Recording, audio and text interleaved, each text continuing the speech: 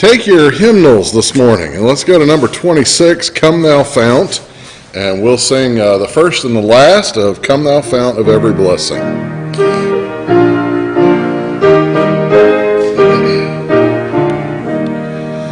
Come thou fount of every blessing, tune my heart to sing thy praise.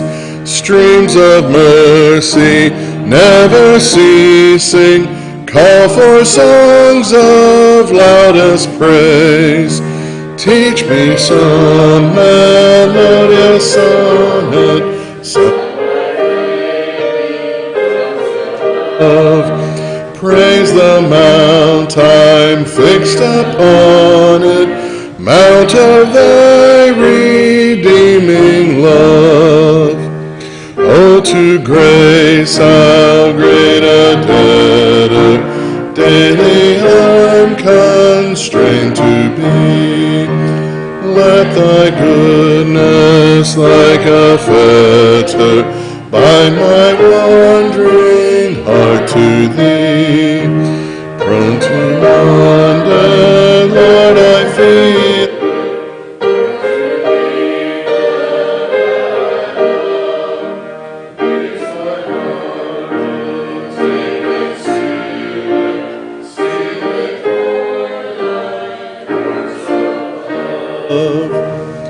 Very good. Thank you, Ruth, for playing this morning, and thank you all for being here.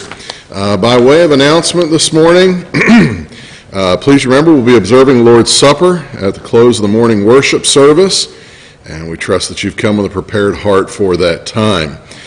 Deacons will have their next monthly meeting this Thursday, September 15th, and that'll be at 7 p.m. We'll attempt to do that via Zoom, and I'll be emailing the link out this week. Coming up, just so you know it, in November we'll be receiving the SGO, the Sacrificial Grace Offering, and what that is a gift that we give once a year as we approach the Thanksgiving time, just to thank the Lord for His goodness to us and to provide for a special need here in this ministry. And so you pray about what God would have you give, and give as the Lord directs toward that time.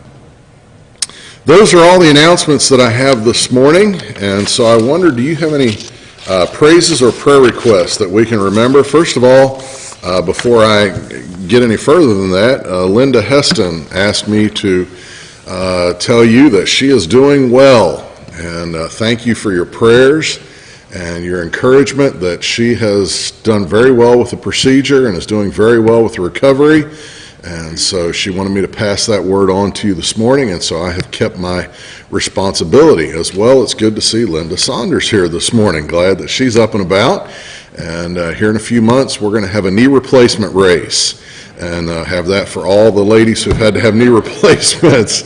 No, I jest, but we're glad to see Linda back, and it's good to see that Cheryl's been able to be back, and we look forward to Linda being back soon. Did you have a request, Sherry? I was going to say, if anybody wanted to visit Linda, she won't be back home until Wednesday. Visit Linda, she won't be home till Wednesday, so just so you know that in advance. Bill?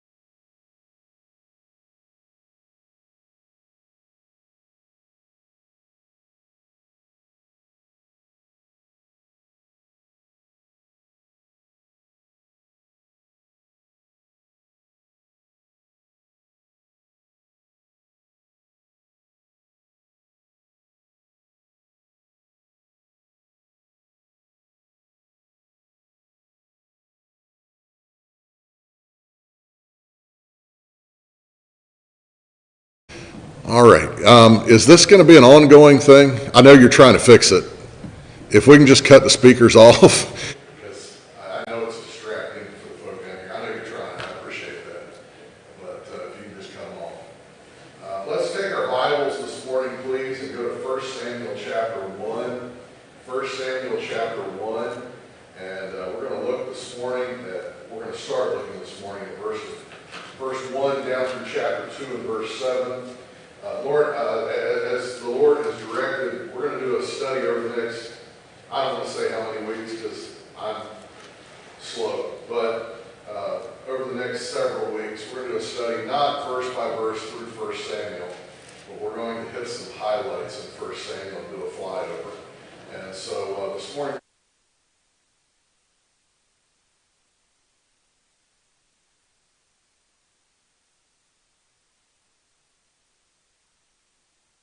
the setting of this Bible account is a very dark time in Israel's history. If you get down and look at verse 3 there, you'll be reminded that the faithfulness of Elkanah and his wife and his family are observed in the midst of a very wicked time that's being promoted by Eli's sons Hophni and Phinehas.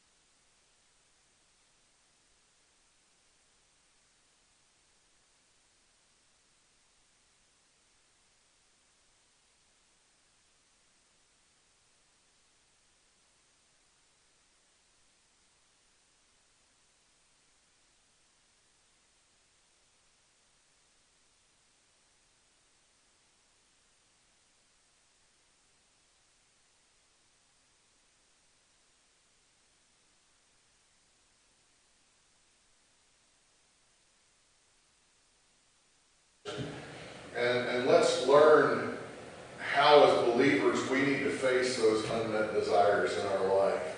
And so if you'll look, we'll just get down and start with verse 1. And you see here in verse 1, there was a certain man of Ramoth of Mount Ephraim, and his name was Elkanah, the son of Jeroham, the son of Elihu, the son of Tohu, the son of